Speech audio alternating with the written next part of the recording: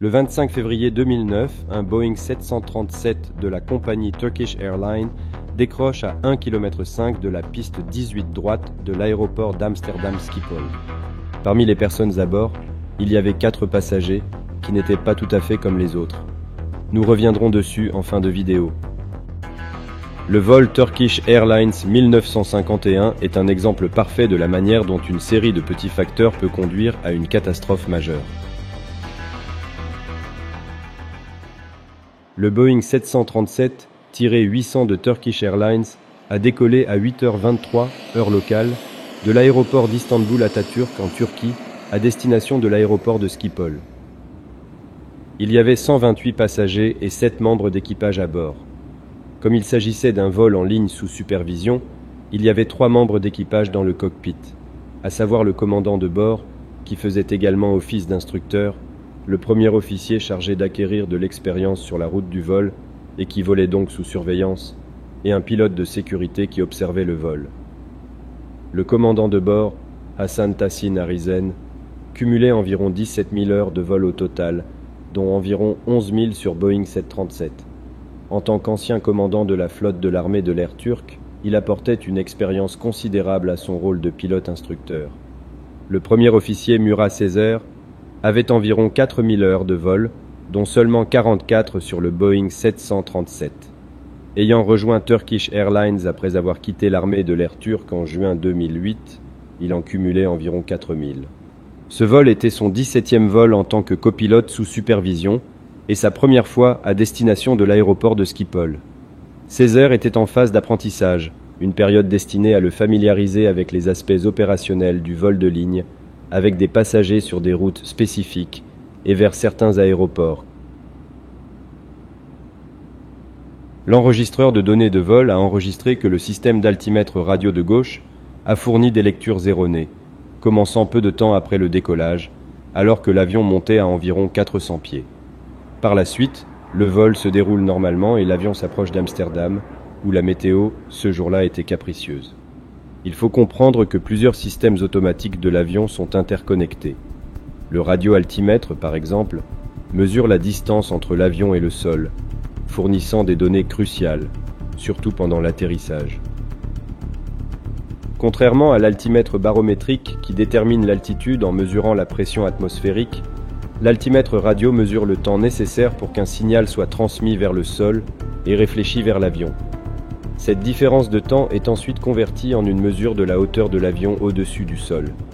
Cette technologie est particulièrement adaptée aux altitudes relativement basses, au-dessus du terrain, et devient plus précise à mesure que l'avion s'approche du sol. Le pilote automatique utilise ces données pour ajuster automatiquement l'altitude et la trajectoire de l'avion. De son côté, l'automanette contrôle la puissance des moteurs pour maintenir une vitesse stable, en s'appuyant aussi sur les informations du radioaltimètre. Lorsque l'avion atterrit tout seul grâce au pilote automatique, ce qui est la procédure en vigueur chez Turkish Airlines, un mode spécifique appelé retard flare se déclenche.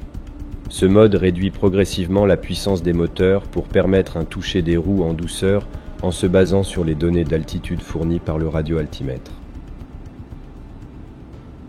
À 9h53, le premier officier commence le briefing de l'approche, alors que l'avion survole l'espace aérien allemand au niveau 360. L'équipage écoute l'ATIS avant le briefing. Information Foxtrot, main landing runway 18R, transition level 40, 200 degrees 8 knots, visibility 4,000 meters, mist, view 600 feet, broken 800 feet, overcast 1,100 feet, temperature 4, dew point 3, QNH 1027 HPA, temporary visibility 2,500 meters, contact approach and arrival call sign only. Ils savent que la piste en service est la 18 droite. Ils décident alors qu'ils effectueront une approche de catégorie 1 et que l'altitude de décision pour effectuer une remise de gaz serait de 200 pieds. L'avion est entré dans l'espace aérien néerlandais par l'est, en descente. L'équipage a reçu plusieurs fois des instructions supplémentaires concernant la vitesse, l'altitude et le cap, puis l'instruction de se diriger vers le point ARTIP. Le commandant de bord a contacté l'approche de Schiphol et a signalé que l'avion descendait vers le niveau de vol 70 à une vitesse de 250 nœuds. À ce moment-là, l'avion se trouvait dans la zone de contrôle terminal. Le contrôle du trafic aérien a donné l'instruction de se diriger vers la balise SPY et de continuer la descente vers le niveau de vol 40 pour une approche aux instruments. À ce moment-là, une alerte sonore concernant le train d'atterrissage a été entendue pendant cette instruction. C'était le premier indice que quelque chose n'allait pas. Cette alerte sonore permet de rappeler au pilote de baisser le train d'atterrissage, au cas où il l'aurait oublié. Cette alerte est connectée entre autres à la configuration de l'avion, à l'angle des volets, aux manettes des gaz, mais aussi et surtout au radioaltimètre. Elle va durer environ 1 minute et demie, ce qui est très long pour une alerte. Nous savons que le radioaltimètre indiquait -8 pieds à ce moment-là. Ensuite, l'alerte s'arrête mais reviendra plusieurs fois pendant l'approche, mais seulement par intermittence. L'avion est maintenant autorisé à descendre à 2000 pieds et à virer à un cap de 265 degrés, ce qui est une sorte de virage de base initiale pour intercepter l'avion sur l'ILS de la piste. Alors que la vitesse est réduite à 195 nœuds sur le panneau de commande, l'automanette réduit simplement la poussée jusqu'à ce que la vitesse soit établie, puis revient à nouveau comme il se doit. Contrairement aux avions Airbus, Boeing a implémenté un système d'automanette. Le pilote automatique assure le contrôle automatique de la poussée depuis le début du décollage jusqu'à la montée, la croisière, la descente, l'approche et la remise des gaz ou l'atterrissage. Chez Turkish Airlines, en principe, les 2 pilotes automatiques sont activés pour chaque approche ILS et c'est ce qu'on appelle une approche à double canal ou Dual Channel Approach. Les 2 pilotes automatiques de l'appareil, A et B, sont activés et ont pour but de ramener l'avion sur la piste. Si par exemple le système A veut aller à droite et le système B veut continuer tout droit, l'ordinateur va désengager le pilote automatique et rendre la main au pilote. Le contrôle de la circulation aérienne donne à l'équipage son cap final, cap 210, et ils sont maintenant autorisés pour l'approche ILS de la piste 18 droite. Selon les procédures d'exploitation standard de Turkish Airlines à l'époque, toutes les approches devaient être effectuées en mode double canal lorsque cela était possible. Le copilote commet une erreur, très courante chez les pilotes qui commencent leur formation sur 737. Au lieu d'armer d'abord le mode approche puis d'engager le deuxième pilote automatique pour le configurer en mode double canal, il fait le contraire. Il active le pilote automatique A avant d'activer le mode approche. En faisant cela, il dit à l'avion qu'il veut que l'autre pilote automatique prenne le contrôle. Dans des circonstances normales, il passe simplement de B à A et continue de voler en pilote automatique. Mais lorsque le copilote fait cette erreur et active le bouton commande A, le pilote automatique se déconnecte. Le copilote réagit en réengageant simplement commande B, mais il ne mentionne rien d'autre à ce sujet. Il n'y a pas de discussion avec le commandant de bord. C'est en fait une indication que quelque chose ne va pas du tout avec le système de directeur de vol du pilote automatique. Le copilote ne tente pas de réengager le deuxième pilote automatique à nouveau. Et peu de temps après, il demande les volets 5, continuant de réduire la vitesse à 170 nœuds. Cette fois-ci, l'alerte du train d'atterrissage sonne un court instant. Le contrôle d'approche de Schiphol à l'époque avait pris l'habitude de faire intercepter l'avion au glide slope à 6,2 miles. En général, lors d'approche, les pilotes ont tendance à intercepter peut-être à 8 à 10 miles, car cela donne un peu plus de marge pour intercepter le glide slope par en dessous. La procédure chez Turkish Airways à l'époque consistait à sélectionner le train d'atterrissage et les volets 15 dès que le glide slope devenait actif. Mais l'équipage se trouve maintenant dans une position assez délicate.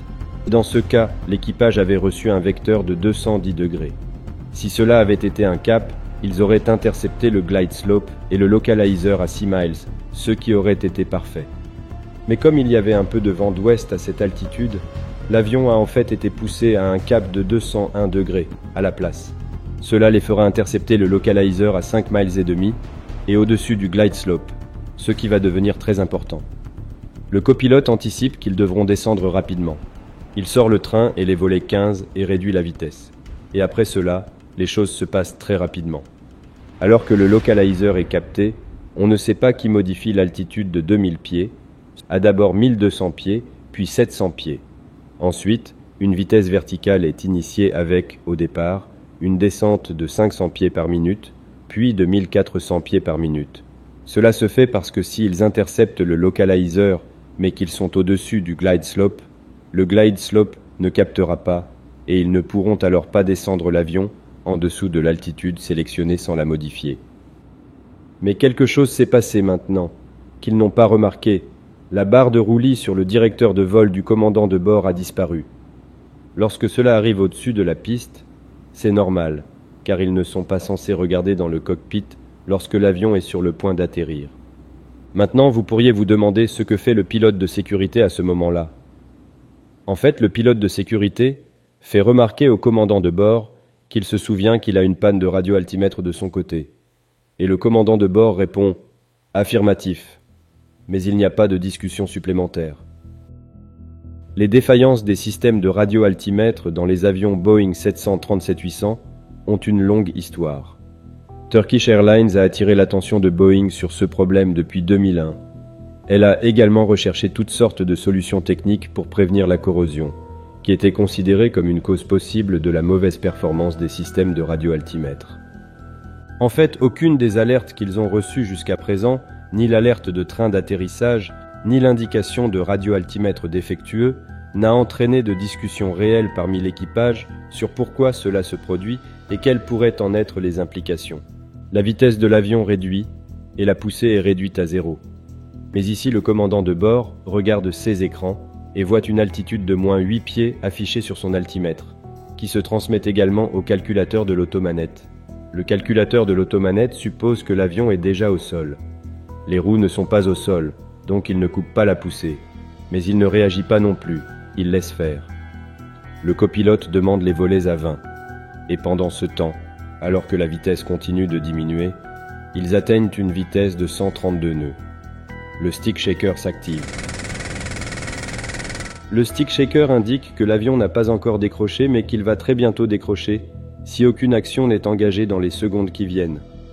Il tire donc sur le manche et remet les gaz pour essayer de sortir du décrochage, ce qui était l'action à faire étant donné qu'il faut en moyenne 4 secondes pour que les moteurs atteignent leur poussée maximale. Le commandant de bord dit « À moi les commandes ». Le copilote lâche tout sans discuter, ce qui va être fatal. À ce moment, la manette des gaz est à 50% de puissance. Étant donné que l'automanette est encore engagée, les manettes des gaz se sont remis automatiquement en mode retard, au ralenti. Il faudra 9 secondes au commandant de bord pour comprendre la situation et finalement désactiver l'automanette et remettre les gaz à fond. Sauf que durant ces 9 secondes, l'avion est entré dans un décrochage profond et l'avion était irrécupérable à l'altitude où il était. L'avion percute le sol à une vitesse de 95 nœuds. En ce qui concerne les dommages matériels, l'avion a été gravement endommagé. Lors de l'impact, le fuselage s'est brisé en 3 parties.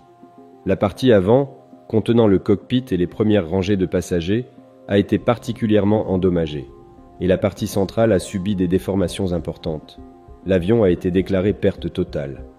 Heureusement, il n'y a pas eu de dommages significatifs aux infrastructures de l'aéroport d'Amsterdam Schiphol, en dehors de la zone immédiate de l'impact.